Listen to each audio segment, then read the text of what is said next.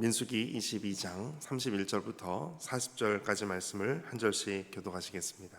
31절 말씀 제가 먼저 읽겠습니다.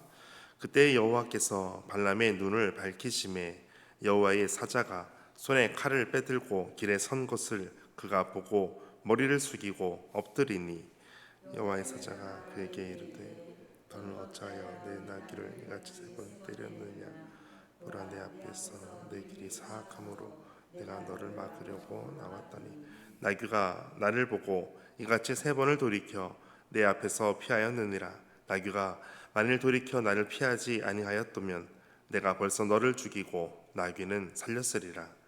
발람이 여호와의 사자가 말하되 내가 범죄하였나이다. 당신이 나를 막으려고 길에 서신 줄을 내가 알지 못하였나이다. 당신이 이를 기뻐하지 아니하시며 나는 돌아가겠나이다. 여호와의 사자가 발람에게 이르되 그 사람들과 함께 가라. 내가 내게 이르는 말만 할지니라. 발람이 발락의 고관들과 함께 가니라. 발락이 발람이 온다함을 듣고 모압 변경의 끝 아르논 가에 있는 성읍까지 가서 영접하고 발락은 발람에게 이르되 내가 특별히 사람을 보내어 그대를 부르지 아니하였느냐? 그대가 어찌 내게 오지 아니하였느냐? 내가 어찌 그대를 높여 존귀하게 하지 못하겠느냐? 발람이 발락에게 이르되 내가 오기는 하였으나 무엇을 말할 능력이 있으리이까? 하나님이 내 입에 주시는 말씀 그것을 말할 뿐이니이다. 발람이 발락과 동행하여 기럇 후손에 이르러서는 발락이 소와 양을 잡아 발람과 그와 함께한 고관들을 대접하였더라. 아멘. 주님의 말씀입니다. 오늘도 주께서 우리 가운데 함께 하시는 줄 믿습니다. 오늘 그때에라고 하는 것은 발람이 나귀를 3번 때렸을 때, 채찍을 했을 때 어찌하여 내가 무엇을 하였기에 나를 때렸느냐라고 하는 바로 그때입니다. 그때 여호와께서 발람의 눈을 밝히심에 발람이 지금까지는 여호와의 사자를 보지 못하고 나귀를 때렸었습니다. 나귀가 왜 이렇게 하는지, 왜 논으로 밭으로 가는지, 왜 벽을 향해서 붙어서 가는지, 자신을 왜 상하게 하는지 전혀 알지 못했습니다. 그러나 오늘 31절부터 35절까지 또 36절부터 40절까지는 두 가지로 나눠지는데, 처음 부분은 여호와의 사자와 발람과의 만남을 말씀하고 있고, 두 번째는 이 발람이 발락 왕과 만나는 것을 다루고 있습니다. 특별히 첫 번째 부분에 있는 여호와께서 발람의 눈을 밝히심에라고 하는 것은 그가 지금까지 점술가였지만 여호와의 사자를 보지 못했고 하나님의 뜻을 알지 못했었습니다. 그러나 이제 여호와께서 발람의 눈을 밝히심에라고 하는 것은 그의 모든 영적인 눈은 하나님께서 뜨게 하실 때 볼 수 있다라는 것을 말씀하고 있습니다. 오늘 우리의 눈도 마찬가지입니다. 하나님께서 우리의 눈을 밝혀주셔서 하나님의 말씀을 보고 하나님의 뜻을 알고 하나님께 순종하고 믿음으로 결단하며 나아갈 수 있는 그런 삶이 되시기를 축복합니다. 발람의 눈을 밝히셔서 이제는 여호와의 사자가 손에 칼을 빼고 길에 선 것을 발람이 보게 됩니다. 그는 즉시로 머리를 숙이고 엎드리게 됩니다. 그리고 여호와의 사자의 하시는 말씀을 듣게 됩니다. 너는 어찌하여 내 나귀를 이같이 3번 때렸느냐? 보라, 내 앞에서 내 길이 사악함으로 내가 너를 막으려고 나왔더니. 왜 나귀를 3번 때렸느냐? 그런데 이 말씀 앞에 너가 내 앞에 내 길이 너무나 사악하기 때문이다. 이 사악하다라고 하는 뜻은 내던지다 혹은 고집불통이다 라는 뜻을 가지고 있습니다. 완고해서 성급하고 그렇게 자신의 마음대로 할 수 있는 하는 그런 모습이 사악하다라는 뜻을 번역하는 단어입니다. 그래서 내가 너를 막으려고 이렇게 나왔다라고 말씀합니다. 나귀가 나를 보고 이같이 3번 돌이켜 내 앞에서 피하였다. 그리고 나귀가 피하지 않았다면 벌써 내가 너를 죽이고 나귀는 살아있을 것이다. 나귀가 대신해서 너의 그 모든 길을 막았기 때문에 너는 결국 살 수 있었다라는 것을 말씀하고 있습니다. 결국 나귀가 발람을 살렸다라는 것입니다. 이제 34절 발람은 여호와의 사자에게 이게 고백합니다. 34절 같이 읽겠습니다. 발람이 여호와의 사자에게 말하되 내가 범죄하였나이다. 당신이 나를 막으려고 길에 서신 줄을 내가 알지 못하였나이다. 당신의 일을 기뻐하지 아니하시면 나는 돌아가겠나이다. 아멘. 발람은 여호와의 사자에게 바로 말합니다. 내가 범죄하였습니다. 내가 범죄하였습니다. 자신의 모든 사악한 길을 이제 돌이켜 내가 범죄했다는 것을 알게 되었습니다. 발람은 자신의 어떤 범죄를 했는지, 어떤 잘못을 했는지 알지 못했습니다. 그러나 여호와께서 발람의 눈을 밝히심에 이 모든 사실을 보고 자신의 범죄 사실을 알게 됩니다. 그리고 당신을 기뻐하지 않으면 내가 다시 돌아가겠습니다 라고 말합니다. 그러자 여호와의 사자는 다시 발람에게 그에게로, 모압의 왕에게로 가도록 허락하십니다. 그러나 조건이 있습니다. 내가 내게 이르는 말만 할지니라. 하나님의 말씀만 정확히 제대로 잘 전해야 된다라는 것입니다. 이 말씀은 너무나 중요한 말씀입니다. 왜냐하면 모압 왕이 원했던 것은 발람을 통해서 이스라엘 백성, 하나님의 백성을 저주하라는 것이었습니다. 그러나 저주하지 못하도록 오히려 발람에게 가서 그대로 하나님의 말씀을 전하라라는 것이기 때문입니다. 오늘 우리에게 하나님께서 주시는 말씀, 바로 이 소망과 축복의 말씀인 줄 믿습니다. 이제 36절에는 이 발락 왕이 발람이 온다는 소식을 듣고 모압 변경 끝 아르논까지 갑니다. 아르논을 간다는 것은 사해로 돌아가는 그 모압 강가 가까이입니다. 그러니까 그 접경 지역까지 가서, 그 섬까지 가서 발람을 영접합니다.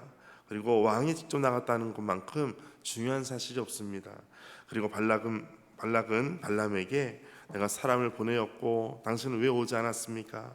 내가 그대를 높여 존귀하게 할 줄 몰랐습니까? 하면서 발람에게 그렇게 자신이 이 모든 것을 다 해줄 것처럼 이야기합니다. 사람을 존귀하게 하는 것은 사람이 아닙니다. 하나님께서 존귀하게 하셔야만 존귀하게 됩니다.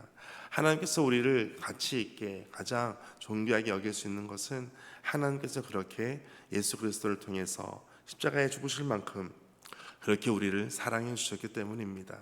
사람이 사람을 높이는 것처럼 말씀하고 있지만 여기에서는 그가 잘못 알고 있었다라는 것입니다. 하나님께서 오늘 우리를 높여주실 때 우리가 존귀하게 하나님께서 말씀하시는 그 자리로 오늘도 나아가게 될 줄 믿습니다. 38절 말씀 같이 읽겠습니다. 시작. 발람이 발락에게 이르되 내가 오기는 하였으나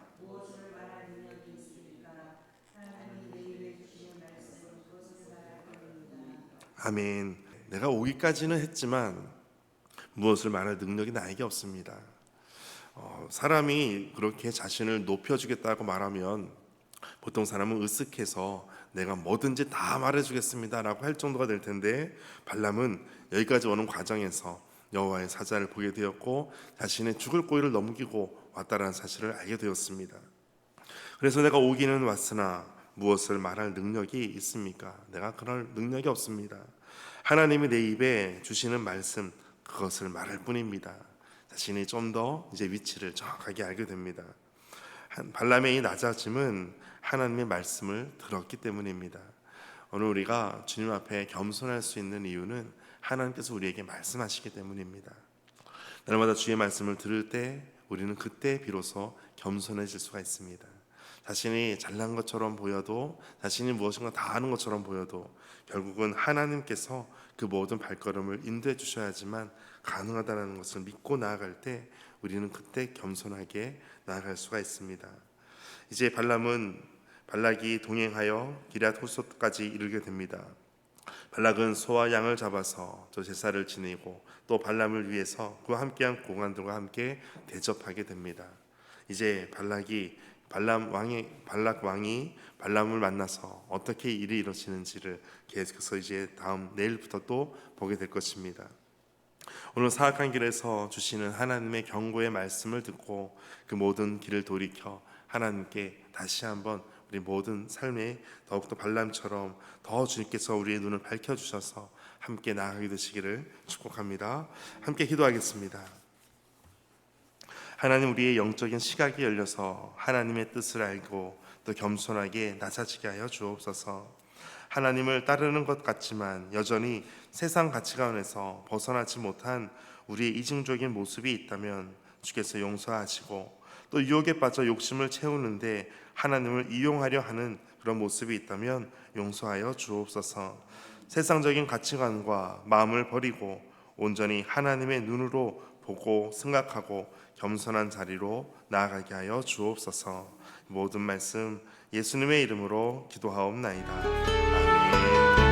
오늘 말씀 가지고 함께 기도하겠습니다. 주님, 오늘 우리가 주의 말씀을 듣고 더 겸손한 자리로 나아가게 하여 주옵소서.